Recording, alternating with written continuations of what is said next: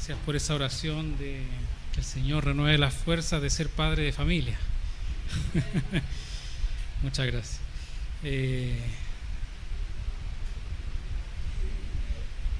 Me llamó la atención que estamos con hartas imágenes. Imágenes. ¿No se escucha? Nada. ¿Ahora sí? Bajito. Ariel, ¿se escucha? ¿Me acerco más? ¿Ahí? Ya. Estaba diciendo cosas en realidad que no importa si no lo escucharon. Un gusto escucharte, Guillermo. Me traslado a mi iglesia, la primera iglesia bautista de Maipú, hace unos 15 años atrás, cuando era un poco más joven. Esas canciones de Dulce Refugio, Gracias Señor, ha sido muy lindo escucharla. Hermanos, oremos para escuchar la palabra del Señor. Muchas gracias, Padre, por la oportunidad que nos das de poder recurrir a ti, de poder recurrir a tu palabra, porque en ella podemos encontrar, Señor, refugio. Enséñanos, Padre amado, toca nuestros corazones con tu palabra, toca nuestro espíritu, alimenta nuestra fe, Señor, en el nombre de Jesús. Amén. Dijo una voz popular: ¿quién me presta una escalera para subir al madero, para quitarle los clavos a Jesús el Nazareno?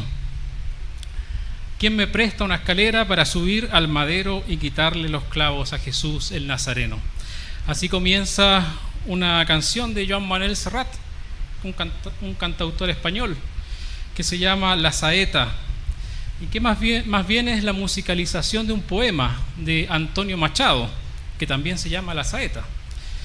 En una de sus estrofas dice el poeta, dice: oh, no eres tú mi cantar, no puedo cantar ni quiero a ese Jesús del madero, sino al que anduvo en la mar.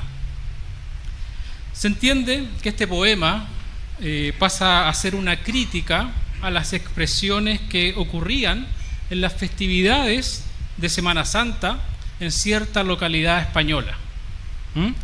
Aparentemente ese pueblo se impregnaba del ambiente de Semana Santa y se identificaba de una forma muy gráfica con el Cristo sufriente, el Cristo del madero ensangrentado con su corona de espinas. Por lo que la crítica pone como contraste el identificarse más con el Cristo milagroso que anduvo sobre el mar. Por eso dice: no puedo cantar, no quiero cantar al Jesús del madero, sino al que anduvo en el mar. A una escala, esta crítica es interesante, quizás representativa de la actitud de muchos.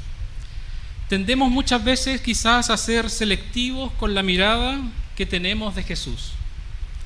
A una escala histórica, lo que se ve en Jesús o cómo se le ve o se cree sobre él determina grandes diferencias entre religiones, por ejemplo.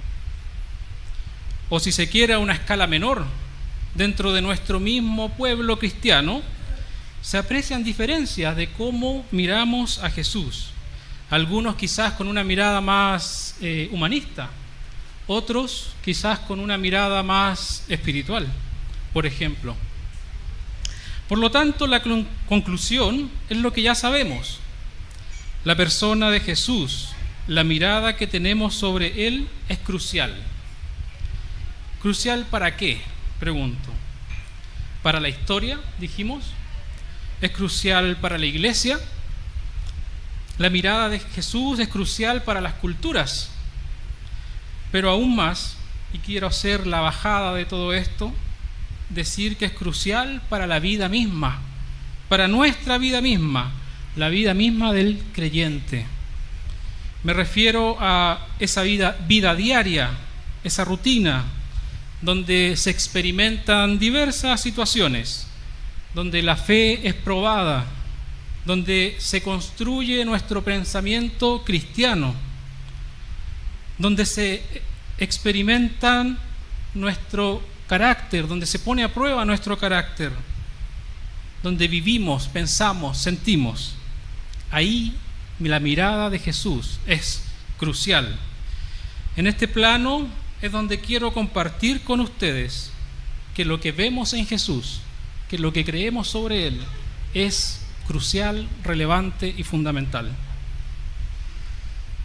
Dicha esta introducción, quiero que recordemos parte del poema que recién les mencioné, que dice: no puedo cantar ni quiero a ese Jesús del madero, sino al que anduvo en la mar. Permiso.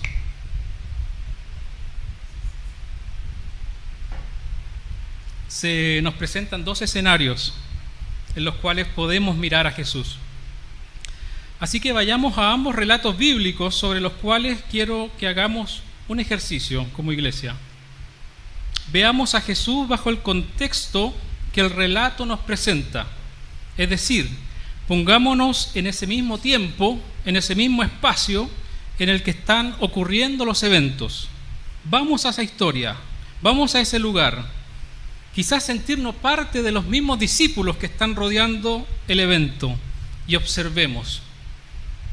Vamos al primer relato, al capítulo 14 del libro de Mateos, versículo 22. Jesús anda sobre el mar. Mateo 14, 22. Dice así la versión NBI. Enseguida Jesús hizo que los discípulos subieran a la barca y se adelantaran al otro lado, mientras él despedía a la multitud. Después de despedir a la gente, subió a la montaña para orar a solas. Al anochecer estaba allí él solo, y la barca ya estaba bastante lejos de la tierra, zarandeada por las olas, porque el viento le era contrario. En la madrugada, Jesús se acercó a ellos, caminando sobre el lago. Cuando los discípulos lo vieron caminando sobre el agua, quedaron aterrados. «Es un fantasma», dijeron, y llenos de miedo comenzaron a gritar. Pero Jesús dijo enseguida: «Cálmense, soy yo, no tengan miedo». Hasta ahí. Entonces, si quisiéramos hacer el ejercicio que les he propuesto, ubicarnos en esa barca en el anochecer, ver venir a un hombre sobre las aguas, se nos hará un poco difícil porque de cierta manera sabemos la historia completa, ¿cierto? Sabemos que es Jesús el que viene sobre el mar. Por lo tanto, el ejercicio que le estoy proponiendo es tratar de hacer el esfuerzo de situarnos en ese lugar, en ese tiempo, trasladándonos a ese instante de la historia de estos hombres. ¿Qué veríamos? ¿A quién veríamos? Bueno, los discípulos vieron un fantasma y tuvieron miedo. Hoy la lectura que tenemos de esta imagen es distinta, dado que conocemos la historia completa. Conocemos completa la película. Hoy vemos a un Jesús milagroso en ese lugar, a un Jesús poderoso que somete la naturaleza. Esa es nuestra imagen que hoy podemos ver. Pero vean qué cosa más distante a lo que vieron estos hombres, sus discípulos, donde nosotros vemos una imagen de Jesús que transmite confianza, poder. Ellos les transmite miedo y gritaron de miedo. Vamos al segundo relato, a este Jesús del madero. Capítulo 27 del libro de Mateo, versículo 50. Capítulo 27 del libro de Mateo, versículo 50.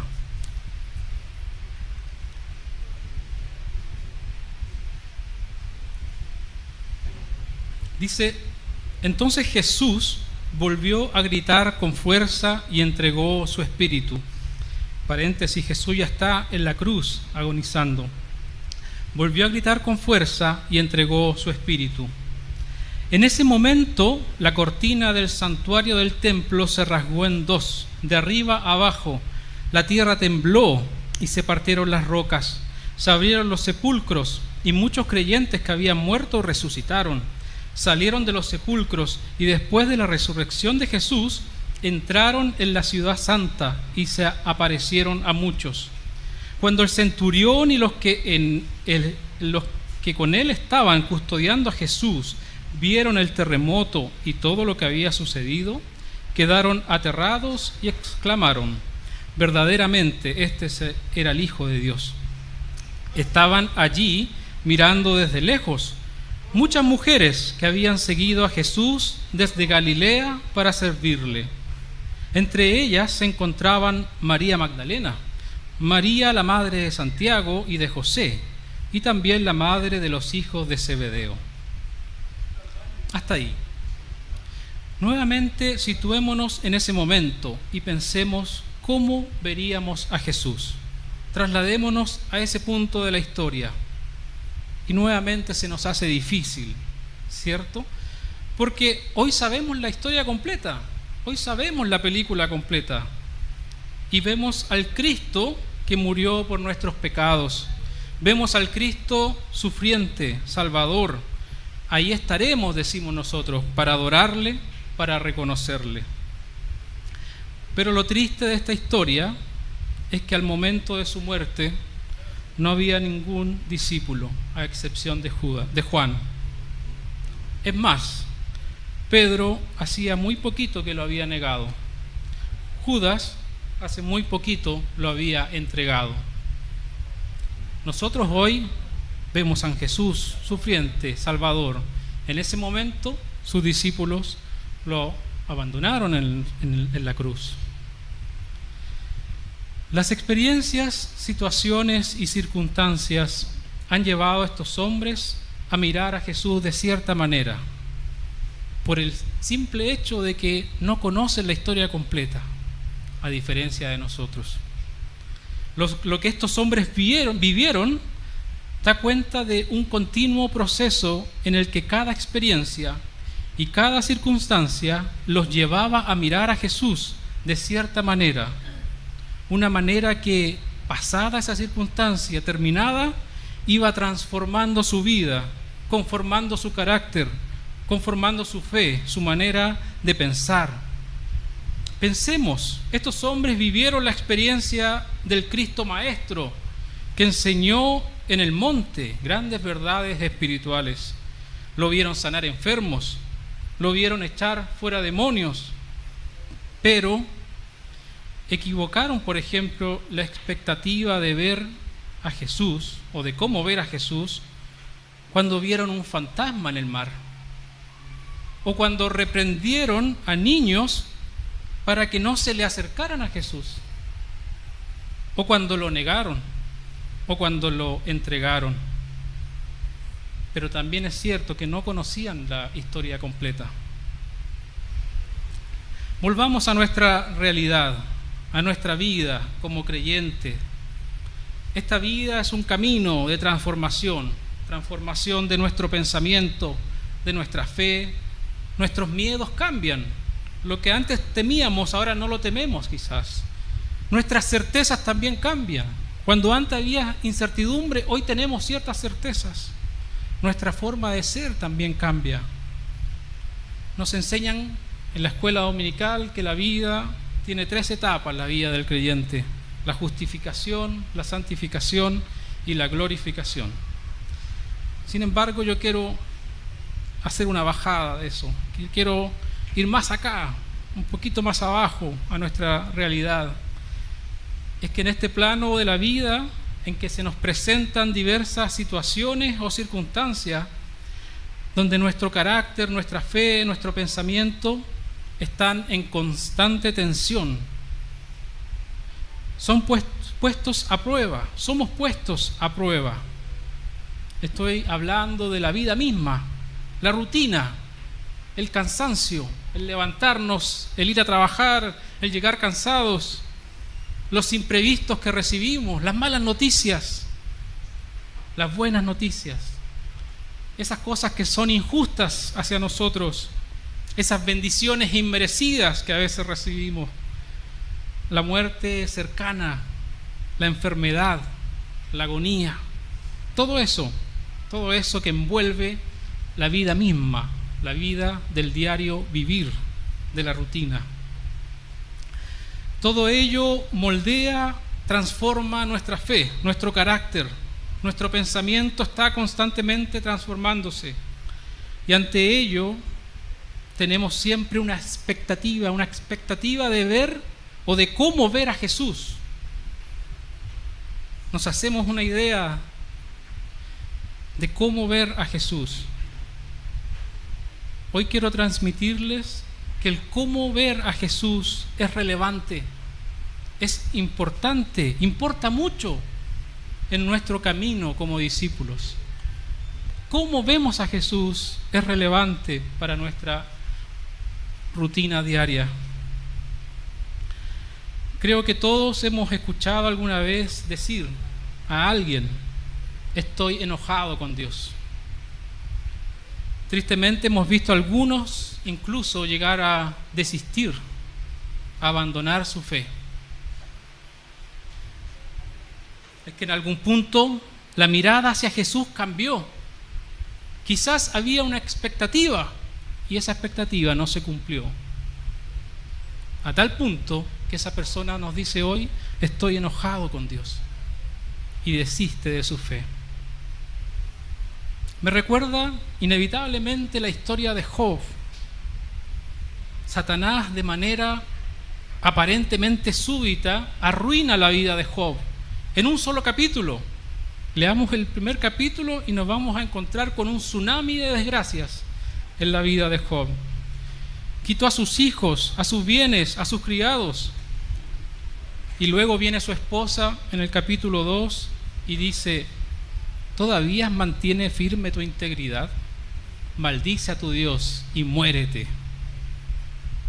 Job responde con una profundidad que da cuenta de su fe, del tamaño de su fe, de su pensamiento, de su carácter. ¿Qué responde Job? Mujer, hablas como necia. Si de Dios sabemos recibir lo bueno, ¿no sabremos recibir también lo malo? Para mí, una directa interpretación es que Dios simplemente tiene el control de todo. Si algo nos trae beneficio, si algo es favorable, Dios tiene el control de eso. Asimismo, si algo es perjudicial, si algo es desfavorable para nosotros, Dios tiene el control también de eso. Aun cuando el resultado pueda ser lo peor, Dios tiene el control. Es un tema de expectativas. Si nuestra fe se deja llevar por la expectativa de lo que Dios puede hacer o actuar favorablemente para mí, entonces caminaremos sobre un campo minado. Porque si por algún motivo no se cumple esa idea que tenemos de que Dios debiese actuar favorablemente en tal o tal situación para mí, la expectativa que tengo sobre Él se cae y nos liquida. Por eso es un campo minado, porque en algún momento vamos a encontrar esa expectativa que se cae. Es importante la historia de Job, porque rompe con el pensamiento del creyente que proyecta una vida en la que Dios siempre actúa favorablemente, poniendo sus expectativas en ello. Creo que nuestras expectativas debieran ser entendidas en el sentido de que Dios tiene el control de todo. Tiene el control en aquello que me favorece, tiene el control en aquello que me perjudica. Otra expresión de Job dice: el Señor ha dado, el Señor ha quitado. Bendito sea el nombre del Señor. Qué diferente a la expresión estoy enojado con Dios. ¿Pudiera alguno decir que enojarse con Dios demuestra nuestra humanidad, nuestra debilidad? Efectivamente, expresar nuestros sentimientos o nuestra debilidad nos hace verdaderamente humanos. Es por eso que cuando viene el dolor tenemos derecho a llorar. Lloremos. Eso no nos hará menos cristianos. Así también podemos enojarnos y no va a significar que tenemos menos fe. Entonces, ¿podemos enojarnos con Dios? Diría que sí. pero depende de con qué Dios nos estamos enojando. ¿El Dios que tiene el control de todo o el Dios que debía cumplir a nuestras expectativas? Si es este último, nuestra fe lamentablemente será una fe muy frágil, cuyo riesgo será abandonar. Si queremos enojarnos con Dios, que sea creyendo en que Dios que tiene el control de todo, ante lo bueno y ante lo malo. Finalmente, para aglutinar todo lo que he tratado, he intentado al menos de desarrollar, quiero leer un último relato en Juan capítulo 11, versículo 17. Juan 11, 17.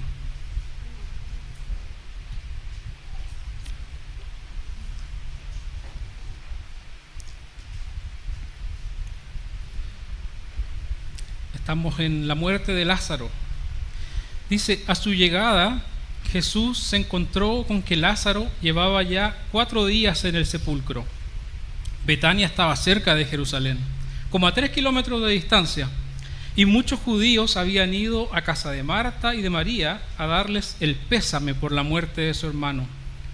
Cuando Marta supo que Jesús llegaba, fue a su encuentro, pero María se quedó en la casa. Señor, dijo Marta a Jesús, si hubieras estado aquí, mi hermano no habría muerto. Pero yo sé que aún ahora Dios te dará todo lo que pidas. Tu hermano resucitará, le dijo Jesús. Yo sé que resucitará en la resurrección, en el día final, respondió Marta. Entonces Jesús dijo: yo soy la resurrección y la vida. El que cree en mí vivirá, aunque muera. Y todo el que vive y cree en mí no morirá jamás. ¿Crees esto? Marta dijo: sí, Señor, yo creo que tú eres el Cristo, el Hijo de Dios, el que había de venir al mundo. Lázaro murió, tristemente. Aquello que preocupaba a sus hermanas terminó ocurriendo. Hasta ese momento no hubo milagro. Lázaro murió. Todo es tristeza, quizás decepción. La realidad llegó de golpe y el maestro no llegó. Aquello por lo que se oraba, o simplemente la espera de que Dios hiciera algo que terminara para bien, no sucedió. La fe de esta mujer aparentemente está sujeta a que si Jesús hubiese tan solo llegado antes, el resultado habría sido favorable. ¿Cierto? Que le dice: si hubieses estado aquí, esto no hubiese pasado. ¿Cómo está mirando a Jesús Marta? ¿Cómo está mirando? De alguna manera su mirada está puesta en la expectativa de lo que Jesús hará en favor de ellos. Pero el maestro simplemente no llegó. Probablemente se cuestionó el por qué Jesús no llegó antes, si tanto amaba a su familia. ¿Por qué sucedió así? No debía pasar así. ¿Por qué a ellos, si sanó a tantos otros? ¿Cómo iba a dejar que esto le pasara a su amigo? Sin embargo, en este encuentro con Jesús, podríamos pensar que en cierto modo Jesús le dice a Marta: ¿cómo me estás mirando? ¿Quién soy? Y ella le dice: Señor, tú eres el Cristo, el Hijo de Dios. Esa declaración para mí es fundamental ante una realidad que quizás nos golpea brutalmente, ante la desesperación de no entender lo que nos está sucediendo. Es fundamental esa declaración ante el miedo de una enfermedad, ante la muerte cercana, inmediata, ante la injusticia. Esa declaración es fundamental ante una situación sin salida, sin escape, ante aquello que nos tocó pasar y debemos cargar quizás por un largo tiempo. Esa declaración nos permite encontrar refugio en el fundamento de nuestra fe, en aquello que lo sustenta. La pregunta, hermanos, que he querido poner hoy sobre la mesa a lo largo de este breve mensaje es: ¿cómo estás mirando a Jesús? En medio del día malo, ¿lo estás mirando con la expectativa de que su actuar sea favorable a ti, a nosotros? ¿Y qué pasa si no ocurre lo que esperamos? Y si de todos los escenarios posibles a lo mejor ocurre lo peor. Es que sanó a tantos, ¿cómo no me va a sanar a mí? Poner nuestra fe de esa manera supone una fe frágil. Sin embargo, podemos encontrar refugio en ese primer momento. Recuerda tu primer momento con el Señor. Es ir a nuestra confesión, es mirar al Cristo Salvador, al Cristo de ese Evangelio que una vez entendimos, porque escuchamos y nos transformó. Nos hizo mirar la vida de otra manera, nos hizo cambiar el pensamiento, el entendimiento, y por el cual decidimos vivir. Es mirar al Cristo en la cruz, en el madero, sufriente. Es mirar la tumba vacía, es mirar al que caminó sobre el mar, al Cristo poderoso, milagroso, al niño que nació humildemente entre animales.